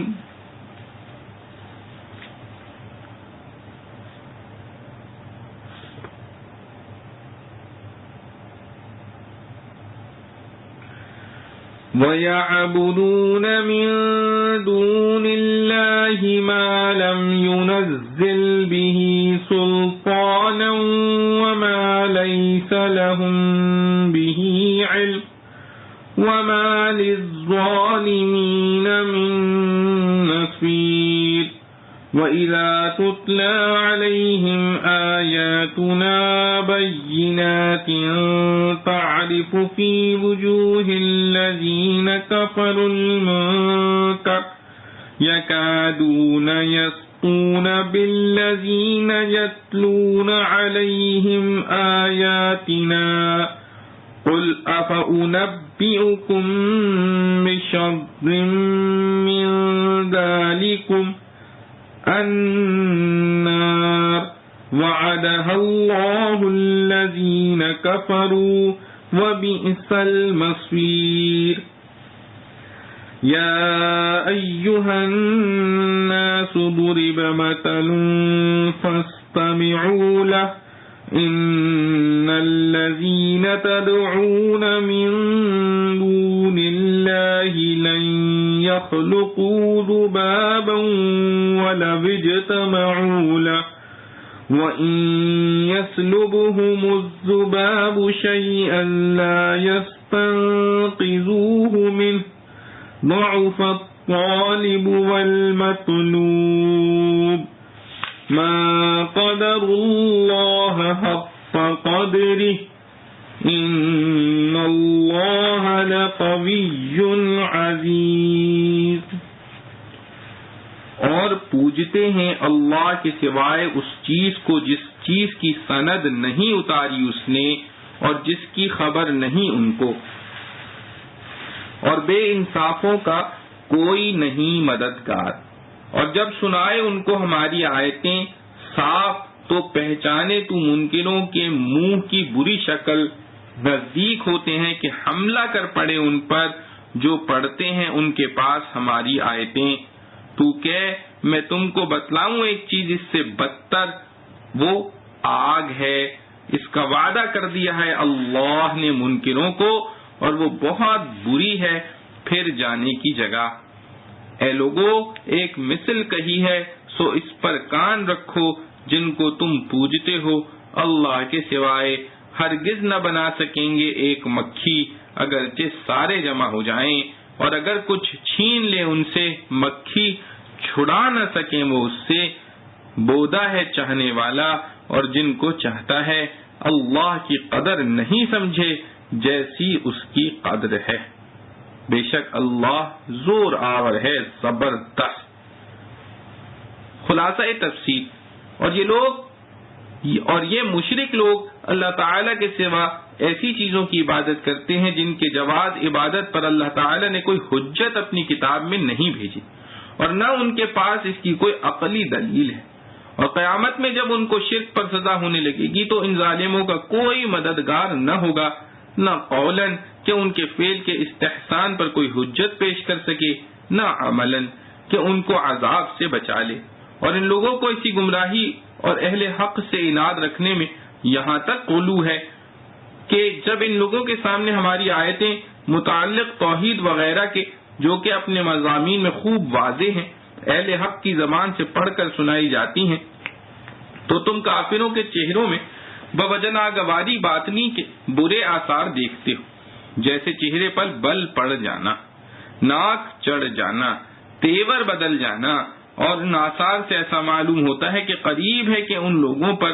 اب حملہ کر بیٹھیں گے جو ہماری آیتیں ان کے سامنے پڑھ رہے ہیں، یعنی حملے کا شبہ ہمیشہ ہوتا ہے اور گاہے گاہے اس حملے کا تحقق بھی ہوا ہے، پس یکادون استمرار کے اعتبار سے فرمایا۔ آپ ان مشرکین سے کہیے کہ تم کو جو یہ آیات قرآنیہ سن کر ناگواری ہوئی تو کیا میں تم کو اس قرآن سے بھی زیادہ ناگوار چیز بتلا دوں؟ وہ دوزخ ہے کہ اس کا اللہ تعالیٰ نے کافروں سے وعدہ کیا ہے اور وہ برا ٹھکانہ ہے، یعنی قرآن سے ناگواری کا نتیجہ ناگوار دوزخ ہے۔ اس ناگواری کا تو غیر سے غضب سے انتقام سے کچھ تدارک بھی کر لیتے ہو، مگر اس ناگواری کا کیا علاج کرو گے جو دوزخ سے ہوگی؟ آگے ایک بدیہی دلیل سے شرک کا ابطال ہے کہ اے لوگوں، ایک عجیب بات بیان کی جاتی ہے، اس کو کان لگا کر سنو، وہ یہ ہے کہ اس میں کوئی شبہ نہیں کہ جن کی تم لوگ خدا کو چھوڑ کر عبادت کرتے ہو وہ ایک ادنا مکھی کو تو پیدا کر ہی نہیں سکتے، گو سب کے سب بھی کیوں نہ جمع ہو جاویں۔ اور پیدا کرنا تو بڑی بات ہے، وہ تو ایسے عاجز ہیں کہ اگر ان سے مکھی کچھ ان کے چڑھاوے میں سے چھین لے جائے تو اس کو تو اس سے چھڑا ہی نہیں سکتے۔ ایسا عابد بھی لچر اور ایسا معبود بھی لچر۔ افسوس ہے ان لوگوں نے اللہ تعالیٰ کی جیسی تعظیم کرنا چاہیے تھی کہ اس کے سوا کسی کی عبادت نہ کرتے، وہ نہ کی کہ شرک کرنے لگے، حالانکہ اللہ تعالیٰ بڑی قوت والا سب پر غالب ہے۔ تو عبادت اس کا خالص حق تھا، نہ کہ غیر قوی اور غیر عزیز کا جس کی عدم قوت باوضح وجوہ معلوم ہو چکی۔ معارف و مسائل، شرک و بت پرستی کی احمقانہ حرکت کی ایک مثال سے توضیح۔ ضرب مثل کا لفظ عام طور پر جو کسی خاص قصے کی تمثیل کے لیے استعمال ہوتا ہے، یہاں ضرب مثل سے یہ صورت مراد نہیں بلکہ شرک و بت پرستی کی حماقت کو ایک واضح مثال سے بیان کرنا ہے کہ یہ بت جن کو تم لوگ اپنا کارساز سمجھتے ہو یہ تو ایسے بے کس بے بس ہیں کہ سب ملا کر ایک مکھی جیسی حقیر چیز بھی پیدا نہیں کر سکتے، اور پیدا کرنا تو بڑا کام ہے۔ تم روز ان کے ساتھ مٹھائی اور پھل وغیرہ کھانے کی چیزیں رکھتے ہو اور مکھیاں اس کو کھا جاتی ہیں، ان سے اتنا تو ہوتا نہیں کہ مکھیوں سے اپنی چیز ہی کو بچا لیں، یہ تمہیں کسی آفت سے کیا بچائیں گے؟ اسی لیے آخر آیت میں ان کی جہالت اور بے وقوفی کو ان الفاظ سے تعبیر فرمایا ہے، ضعف الطالب والمطلوب، یعنی جس کا معبود ہی ایسا بے بس ہو اس کا عابد اس سے بھی زیادہ کمزور ہوگا۔ ما قدر اللہ حق قدری، یعنی کیسے بے وقوف احسان فراموش ہیں، ان لوگوں نے اللہ کی کچھ قدر نہ پہچانی کہ ایسے عظیم الشان قدرت والے کے ساتھ ایسے بے بس بے شعور پتھروں کو برابر کر دیا۔ واللہ اعلم۔ اللہ یصطفی من الملائکۃ رسلا ومن الناس ان اللہ سمیع بصیر يعلم ما بين أيديهم وما خلفهم وإلى الله ترجع الأمور يا أيها الذين آمنوا اركعوا واسجدوا وعبدوا ربكم وافعلوا الخير لعلكم تفلحون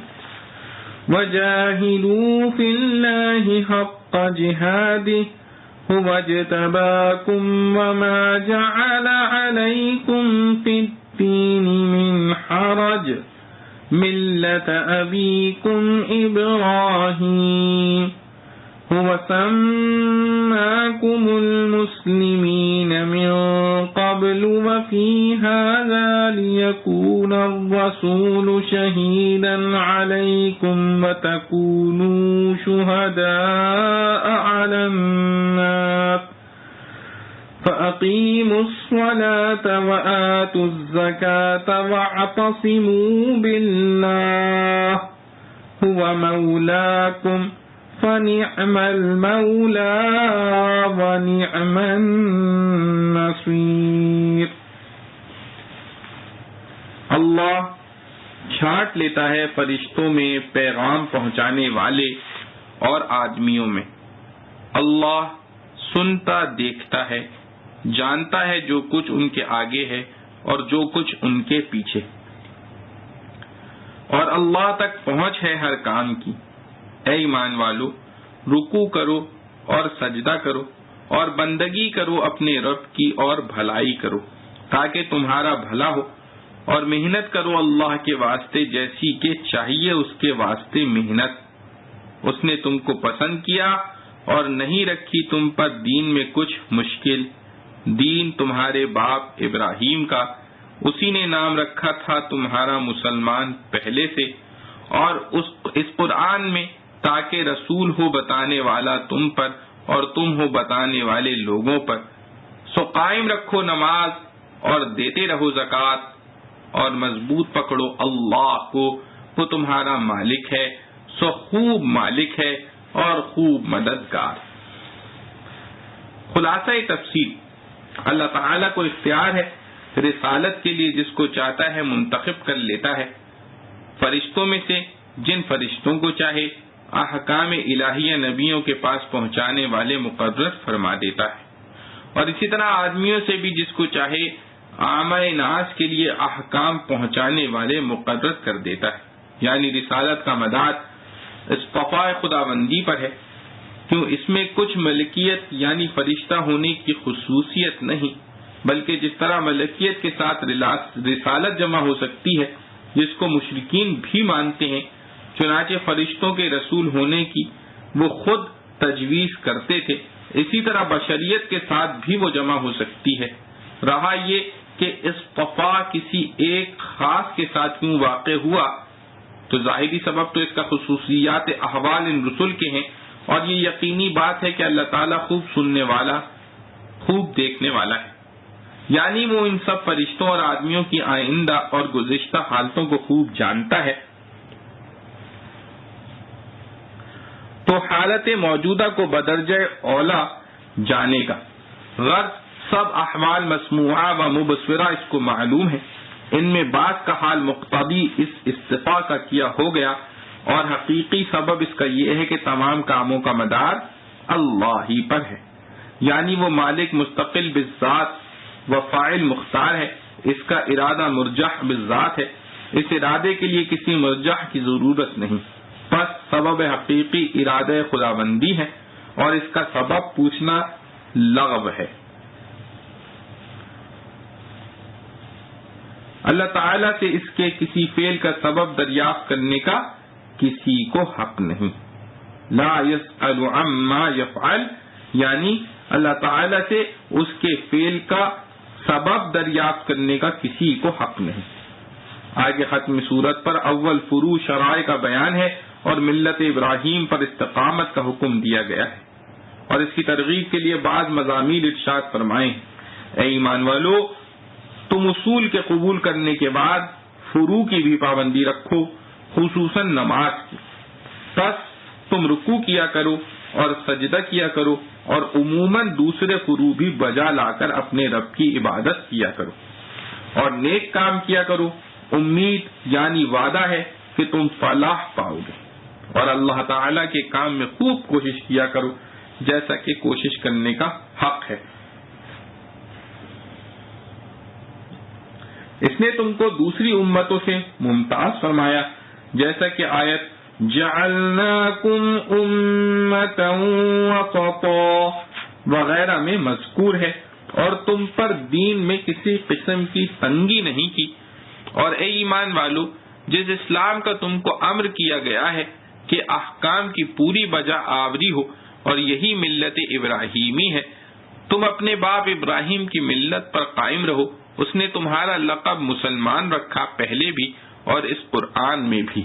تاکہ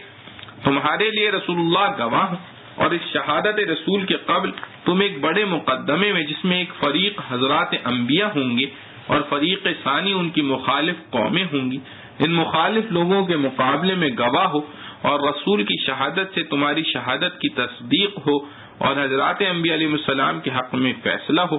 سو ہمارے احکام کی پوری بجا آوری کرو۔ پس تم لوگ خصوصیت کے ساتھ نماز کی پابندی رکھو اور زکوٰۃ دیتے رہو، اور بقیہ احکام میں بھی اللہ ہی کو مضبوط پکڑے رہو، یعنی عزم و ہمت کے ساتھ دین کے احکام بجا لاؤ، غیر اللہ کی رضا و عدم رضا اور اپنے نفس کی مصلحت و مضرت کی طرف التفات مت کرو۔ وہ تمہارا کارساز ہے، سو کیسا اچھا کارساز ہے اور کیسا اچھا مددگار ہے۔ معارف و مسائل۔ سورہ حج کا سجدہ تلاوت۔ یا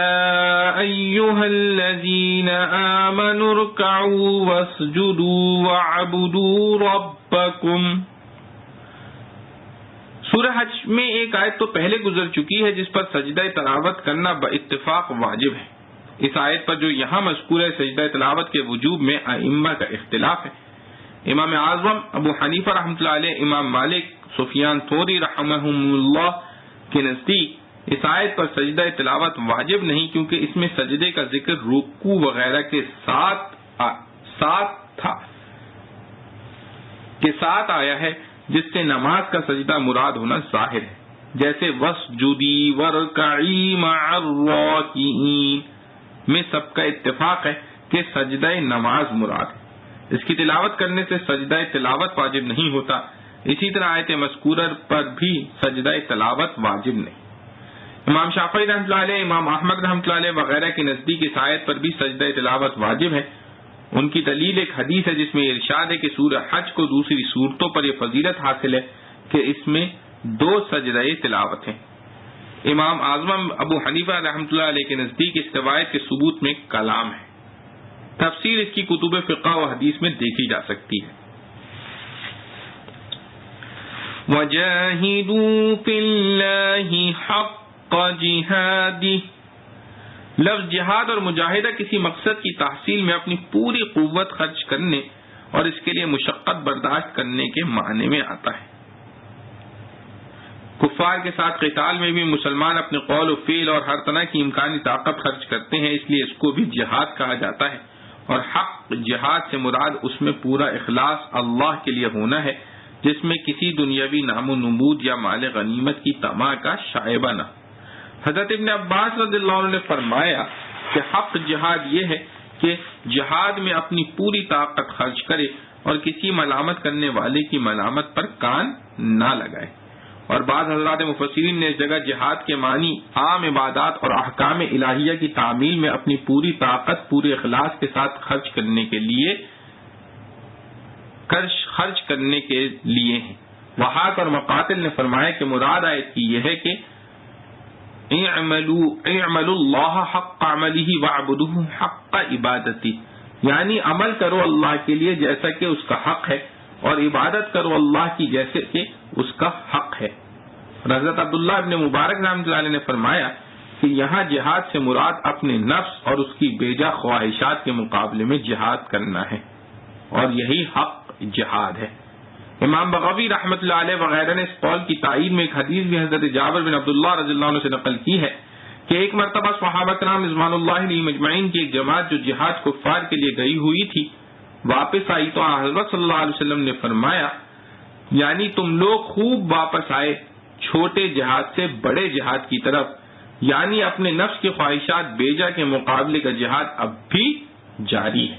اس روایت کو بیقی نے روایت کیا ہے مگر کہا ہے کہ اس کے اسناد میں ضعف ہے. فائدہ: تفسیر مظہری میں اس دوسری تفسیر کو اختیار کر کے اس آیت سے مسئلہ نکالا ہے کہ صحابہ کرام رضوان اللہ علیہم اجمعین جب مقابلہ کفار میں جہاد کر رہے تھے تو خواہشات نفسانی کے مقابلے کا جہاد تو اس وقت بھی جاری تھا، مگر حدیث میں اس کو واپسی کے بعد ذکر کیا ہے. اس میں اشارہ یہ ہے کہ احوائے نفس کے مقابلے کا جہاد اگرچہ میدان کارزار میں بھی جاری تھا مگر عادتاً یہ جہاد شیخ کامل کی صحبت پر موقوف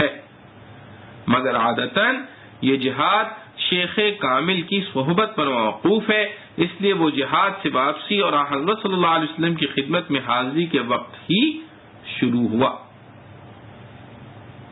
امت محمدیہ اللہ تعالی کی منتخب امت ہے. وَاجْتَبَاكُمْ، حضرت عبداللہ بن عطا رضی اللہ عنہ کی روایت ہے کہ رسول اللہ صلی اللہ علیہ وسلم نے فرمایا کہ حق تعالی نے تمام بنی اسماعیل میں کنانہ کا انتخاب فرمایا، پھر کنانہ میں سے قریش کا، پھر قریش میں سے بنی ہاشم کا، پھر بنی ہاشم میں سے میرا انتخاب فرمایا. وَمَا جَعَلَ عَلَيْكُمْ فِي الدِّينِ مِنْ حَرَجٍ، یعنی اللہ تعالیٰ نے دین کے معاملے میں تم پر کوئی تنگی نہیں رکھی. دین میں تنگی نہ ہونے کا مطلب بعض حضرات نے یہ بیان فرمایا کہ اس دین میں ایسا کوئی گناہ نہیں ہے جو توبہ سے معاف نہ ہو سکے اور عذاب آخرت سے خلاصے کی کوئی صورت نہ نکلے، بخلاف پچھلی امتوں کے کہ ان میں بعض گناہ ایسے بھی تھے جو توبہ کرنے سے بھی معاف نہ ہوتے تھے. حضرت ابن عباس رضی اللہ عنہ نے فرمایا کہ تنگی سے مراد وہ سخت و شدید احکام ہیں جو بنی اسرائیل پر عائد کیے گئے تھے، جن کو قرآن میں اسر اور اغلال سے تعبیر کیا گیا ہے. اس امت پر ایسا کوئی حکم فرض نہیں کیا گیا. بعض حضرات نے فرمایا کہ تنگی سے مراد وہ تنگی ہے جس کو انسان برداشت نہ کر سکے. اس دین کے احکام میں کوئی حکم ایسا نہیں جو فی نفسہ ناقابل برداشت ہو. باقی رہی تھوڑی بہت محنت و مشقت تو وہ دنیا کے ہر کام میں ہوتی ہے. تعلیم حاصل کرنے پھر ملازمت، تجارت و صنعت میں کیسی کیسی محنتیں برداشت کرنا پڑتی ہیں، مگر اس کی وجہ سے یہ نہیں کہا جا سکتا یہ کام بڑے سخت و شدید. ماحول کے غلط اور مخالف ہونے یا ملک و شہر میں اس کا رواج نہ ہونے کے سبب جو کسی عمل میں دشواری پیش آئے وہ عمل کی تنگی اور تشدد نہیں کہلائے گی. کرنے والے کو اس لیے بھاری معلوم ہوتی ہے کہ ماحول میں اس کا کوئی ساتھ دینے والا نہیں. جس ملک میں روٹی کھانے پکانے کی عادت نہ ہو وہاں روٹی حاصل کرنا کس قدر دشوار ہو جاتا ہے وہ سب جانتے ہیں، مگر باوجود یہ نہیں کہا جا سکتا کہ روٹی پکانا بڑا سخت کام ہے. اور حضرت قاضی ثناء اللہ رحمۃ اللہ علیہ نے تفسیر مظہری میں فرمایا کہ دین میں تنگی نہ ہونے کا یہ مطلب بھی ہو سکتا ہے کہ اللہ تعالیٰ نے اس امت کو ساری امتوں میں سے اپنے لیے منتخب فرما لیا ہے. اس کی برکت سے اس امت کے لوگوں کو دین کی راہ میں بڑی سے بڑی مشقت اٹھانا بھی آسان بلکہ لذیذ ہو جاتا ہے. محنت سے راحت ملنے لگتی ہے خصوصاً جب دل میں حلاوت ایمان پیدا ہو جائے تو سارے بھاری کام بھی ہلکے پھلکے محسوس ہونے لگتے ہیں۔ حدیث صحیح میں حضرت انس رضی اللہ عنہ سے روایت ہے کہ رسول اللہ صلی اللہ علیہ وسلم نے فرمایا، نماز میں میری آنکھوں کی ٹھنڈک کر دی گئی ہے۔ ملت ابیکم ابراہیم، یعنی یہ ملت ہے تمہارے باپ ابراہیم علیہ السلام کی۔ یہ خطاب دراصل مومنین قریش کو ہے جو ابراہیم علیہ السلام کی نسل میں ہیں۔ پھر سب لوگ قریش کے تابع ہو کر اس فضیلت میں شامل ہو جاتے ہیں، جیسے حدیث میں ہے سب لوگ اس دین میں قریش کے تابع ہیں، مسلمان قریش کے تابع اور کافر لوگ کافر قریش کے تابع ہیں۔ اور بعض حضرات نے فرمایا ابیکم ابراہیم کا خطاب سب امت کے مسلمانوں کو ہے، اور ابراہیم علیہ السلام کا ان سب کے لیے باپ ہونا اس اعتبار سے ہے کہ حضرت نبی کریم صلی اللہ علیہ وسلم امت کے روحانی باپ ہیں، جیسا کہ ازواج مطہرات امہات المؤمنین ہیں، اور نبی پاک صلی اللہ علیہ وسلم کا حضرت ابراہیم علیہ السلام کی اولاد میں ہونا ظاہر و معروف ہے۔ وَسَمَّاكُمُ الْمُسْلِمِينَ مِن قَبْلُ وَفِي هَذَا، یعنی ابراہیم علیہ السلام ہی نے امت محمدیہ اور تمام اہل ایمان کا نام قرآن سے پہلے مسلم تجویز کیا ہے، اور خود قرآن میں بھی جیسا کہ ابراہیم علیہ السلام کی دعا قرآن کریم میں یہ منقول ہے، رَبَّنَا وَاجْعَلْنَا مُسْلِمَيْنِ لَكَ وَمِن ذُرِّيَّتِنَا أُمَّةً مُسْلِمَةً لَكَ، اور قرآن میں جو اہل ایمان کا نام مسلم رکھا گیا ہے اس کے رکھنے والے اگرچہ براہ راست ابراہیم علیہ السلام نہیں، مگر قرآن سے پہلے ان کا یہ نام تجویز کر دینا قرآن میں اسی نام سے موسوم کرنے کا سبب بنا، اس لیے اس کی نسبت بھی ابراہیم علیہ السلام کی طرف کر دی گئی۔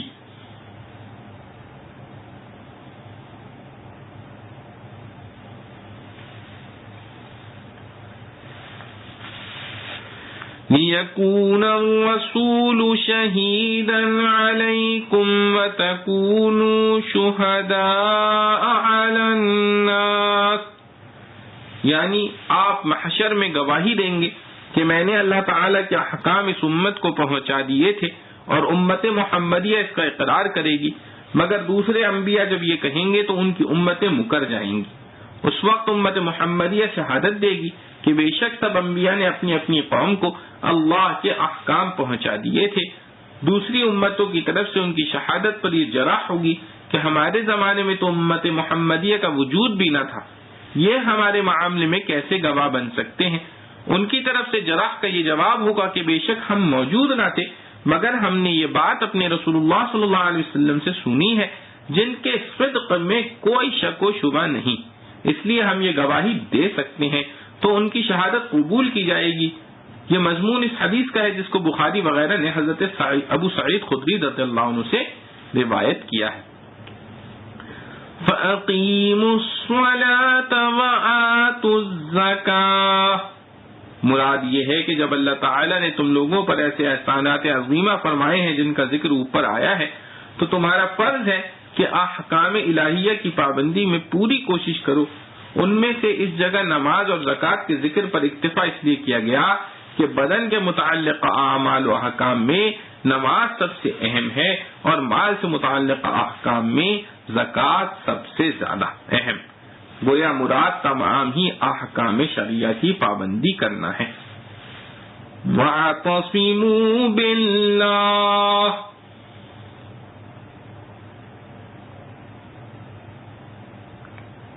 یعنی اپنے سب کاموں میں صرف اللہ تعالیٰ ہی پر بھروسہ کرو، اسی سے مدد مانگو۔ اور حضرت عبداللہ بن عباس رضی اللہ عنہ نے فرمایا کہ مراد اس اعتصام سے یہ ہے کہ اللہ تعالیٰ سے دعا مانگا کرو کہ تم کو تمام مکروہات دنیا و آخرت سے محفوظ رکھے۔ اور بعض حضرات نے فرمایا کہ وَاعْتَصِمُوا بِاللَّهِ کے معنی یہ ہیں کہ قرآن و سنت کے ساتھ تمسک کرو، ان کو ہر حال میں لازم پکڑو، جیسا کہ حدیث میں رسول اللہ صلی اللہ علیہ وسلم نے فرمایا ہے کہ میں نے تمہارے لیے دو چیزیں ایسی چھوڑی ہیں کہ تم جب تک ان دونوں کو پکڑے رہو گے گمراہ نہ ہوگے، ایک اللہ کی کتاب دوسرے اس کے رسول کی سنت۔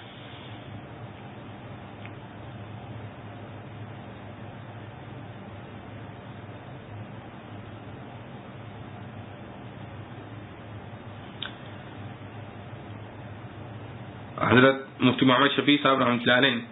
سورہ حج کے اختتام پر تحریر فرمایا ہے، الحمدللہ سورہ حج کی تفسیر کا اکثر حصہ اشہر حج کے آخری مہینے ذی الحجہ میں پورا ہوا۔ پوری سورت کی تفسیر 7 روز میں مکمل ہوئی، 5 روز ذی الحجہ 1390 ہجری کے اور 2 روز محرم 1391 ہجری کے۔ وَلِلَّهِ الْحَمْدُ أَوَّلُهُ وَآخِرُهُ بِهِ استعین فی تکمیل الباد وما ذلک علی اللہ بعزیز۔ اللہ رب العزت سے دعا ہے کہ جو کچھ پڑھا سنا گیا ہمیں اس پر عمل کرنے کی توفیق نصیب فرمائے۔ وآخر دعوانا ان الحمد للہ رب العالمین۔ ربنا تقبل منا انك انت السميع العليم وتب علينا انك انت التواب الرحيم۔ سبحان ربك رب العزة عما يصفون وسلام على المرسلين والحمد لله رب العالمين۔